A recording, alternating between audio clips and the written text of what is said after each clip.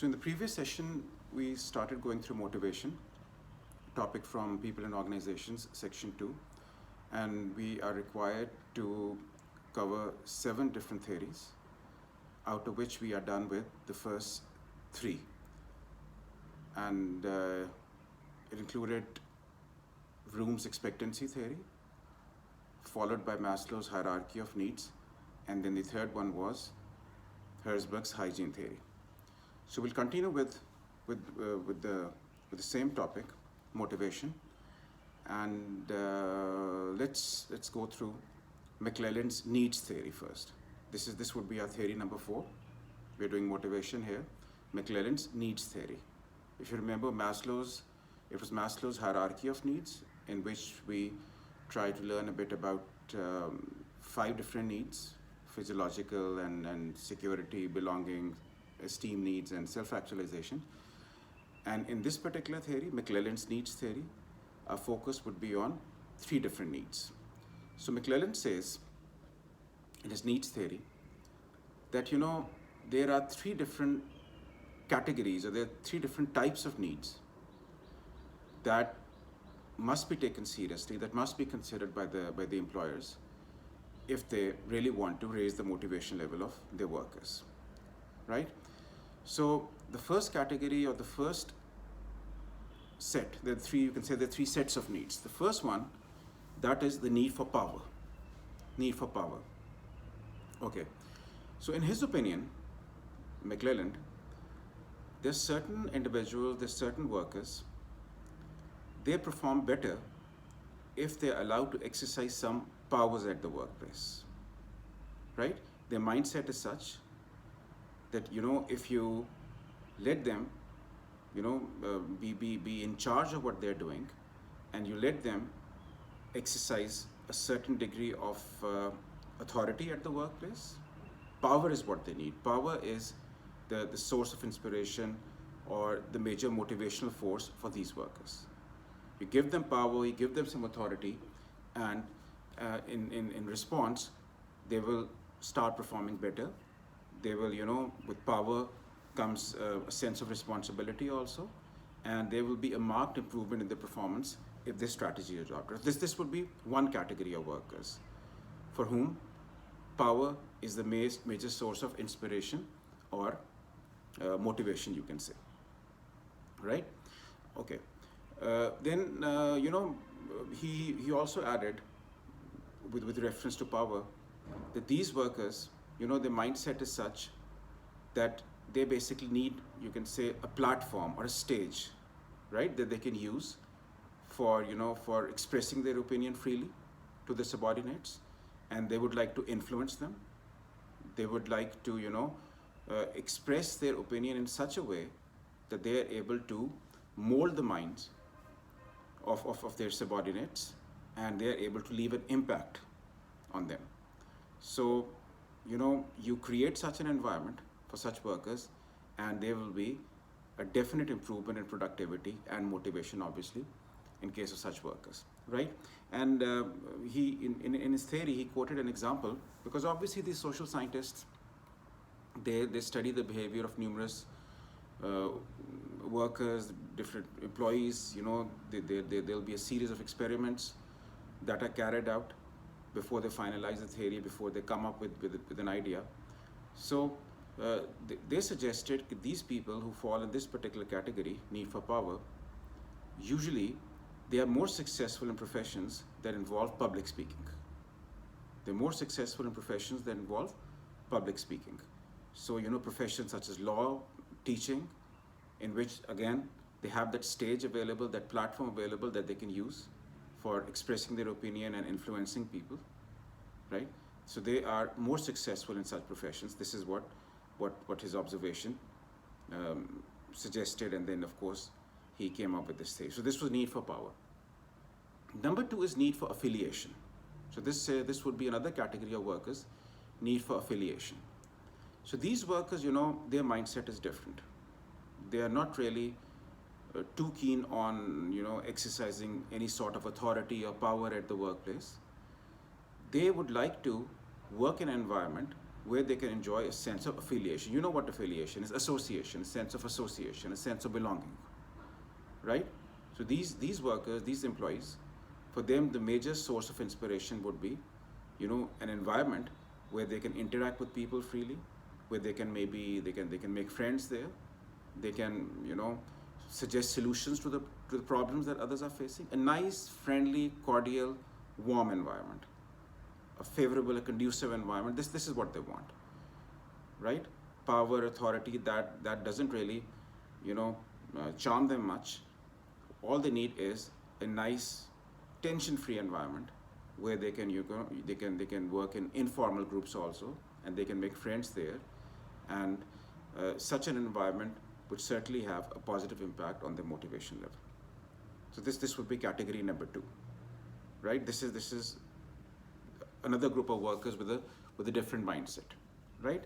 Sense of affiliation is what they want, and if you they don't want to work under pressure, right? Like I said, a nice, conducive, favorable environment where they can work in teams. These workers, they will never perform well, or they will never perform at their optimum level if they are forced to work in isolation, right? These are team players. They would rather work in a team in which they can interact or socialize with other team members, and this is the kind of setup or working environment that they would prefer, and this is something that motivates them. Okay? And after affiliation, the third category, that would be need for achievement. Need for achievement, that's number 3. So now these workers, they are creative, or you can say they are innovative by nature. Need for achievement is what we are discussing here. They are more creative, they are innovative, and all they need is a free hand at the workplace. A free hand at the workplace where they can try out new ideas. These are the people who would always try to think out of the box. They're innovative, they would try out new ideas, and all they need is a free hand. Maybe a laissez-faire style of leadership is what is recommended in this situation, right? So they are, like I said, they're creative by nature, so they just don't want any interference with what they're doing.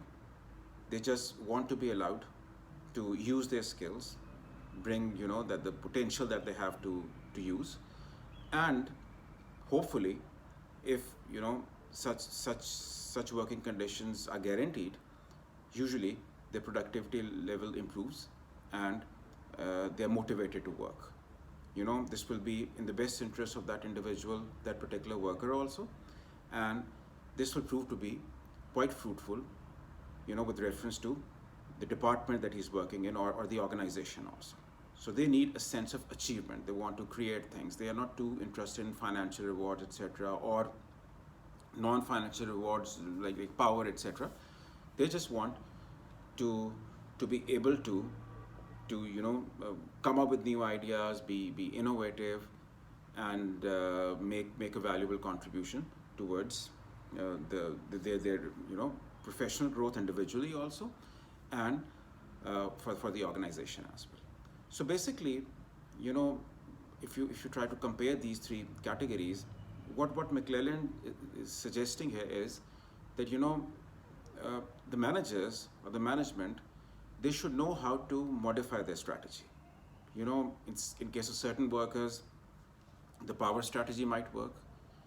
There might be some employees, for them all that matters is a sense of belonging and affiliation. And then there's the third category, the third set of workers, for whom it is just important that they are allowed to work freely without any unnecessary interference. So a good manager, a successful manager, would always know how to draw a line between these 3 categories and adjust his own leadership style accordingly, right? Hopefully you've understood. This was McClelland's needs theory, and this was theory number 4 on the list, motivation, right? So right after McClelland, the next theory that is by Elton Mayo. Mayo's Hawthorne effect This would be our theory number 5, Mayo's Hawthorne effect. Hawthorne, Hawthorne, is the name of a place in Chicago. These are the Hawthorne labs in Chicago where all these experiments were carried out. So, Hawthorne labs in Chicago, in the US. So, in the Hawthorne effect theory by Elton Mayo, he primarily he underlines the importance of you know two different motivators, you can say, right? We'll divide this theory into two parts. So Mayo, he carried out a series of experiments at these Hawthorne labs, and he observed the behavior of a group of workers over a period of a few years. He would assign them different tasks, and what he did was that after regular intervals, he would change the working conditions, the actual physical working conditions. He would change the working conditions after regular intervals, right? And to quote a few examples, sometimes he would paint the walls blue, sometimes he would paint the walls red, sometimes he would change the lighting system, the rest periods, the heating system. Different kinds of changes were introduced, and then he tried to observe the impact of these changes on the performance of the workers who were being observed, right? So he would assign different tasks to these workers, and like I said, after every few weeks or months, after regular intervals, he would change the working conditions. I quoted a few examples, and he would try to see how the changes affected the workers. Was there an improvement, or they were indifferent towards it, or there was a deterioration in their performance? But the important point to remember is that whenever he introduced a change, whenever he tried, he tried out something new, he would give his workers a psychological treatment also. This is something that you have to keep in mind. He would introduce a change, like he would change the color of the walls, and he would give his workers a psychological treatment also. That psychological treatment will be coupled with the actual change, combined with the actual change. So, psychological treatment, by psychological treatment, we mean, or what he meant was, that he would talk to the workers and try to convince the workers of his good intentions. He would persuade the workers, at least try to persuade the workers that the change is in their interest. This is what a psychological treatment is all about. That he would paint the walls blue, or he would change the lighting system or the heating system, and he would talk to the workers, use his communication skills, and try to convince them that the change is in their interest, right? That whatever we are doing as managers, we are doing it for you. We're trying to safeguard your interests, right? And in reality, it is possible that change is actually in their best interest, but it is also possible that maybe it will help them reduce costs. There might be other reasons for the proposed change or the implemented change. That doesn't really matter. What matters is the ability of a manager to make the workers believe that the change is in their interest. When he paints the walls red, for example, quite possible that red is proving to be cheaper, and it will be more cost effective for the organization. Quite possible. But a manager should know how to convey to the worker in such a manner that he is convinced about the good intentions of the management. And once a worker starts believing, once a worker is convinced, and he doesn't doubt the intentions of the management, he would start performing better. He'll be motivated to work. In a way, he would try to return the favor. There'll be an improvement in productivity. And according to McClelland, according to the tests or the experiments that he carried out, there was a definite improvement in the performance level whenever this approach was used. And whenever that change was introduced, without that psychological treatment, usually what he observed was that the workers were indifferent. There was no major improvement or deterioration in the performance of workers. So he concluded, as a result of all this, his conclusion was that it is the treatment that the workers get from their managers that really, determines the motivation level. It is not the physical change actually. It is not the lighting system or the or the color of the walls that really matters. The impact is negligible. What really matters is the perception of the workers about the management. If the perception is good, and if they actually feel that the management is concerned about our well-being, and they are taking all these steps and adopting these measures, in our best interests, they'll be motivated to work, and they will try to make a more valuable contribution towards the growth and success of the organization. Right? That is the first part, Mayo's Hawthorne effect, the psychological treatment. The second part is rather simple. It is all about teamwork. Mayo, is perhaps the greatest advocate of teamwork. He's the greatest advocate of teamwork, and he states that teamwork is the greatest non-financial motivator. Right? According to McClelland, teamwork is the greatest non-financial motivator. Like I said, he is a great supporter of the idea that the workers, they must not be isolated. They should be allowed to perform their duties in groups or in teams. And all the advantages that come to mind that are associated with teamwork, they're relevant here. Like I just mentioned, teamwork is a motivator in the sense that the workers now, we're all social animals. They will enjoy their work more when they work in groups or in teams, right? They will exchange ideas. They will socialize. They'll have discussions that are not only formal in nature but informal also. They can discuss issues other than work also. They can discuss politics or sports or weather. So as a result of this, they will most probably enjoy their work more, and the element of boredom or monotony, they'll be able to overcome that. And then, when there's teamwork, if teamwork is encouraged, there's a support system in place. You can overcome weaknesses. One worker can, extend support to the other worker. Workload is divided, so on and so forth. So teamwork is what it tries to advocate. The teamwork it's a great non-financial motivator. Of course, it can always backfire in these evaluation-based questions. As you have to highlight the other side. You have to, discuss the element of risk also. There are limitations. There are always limitations.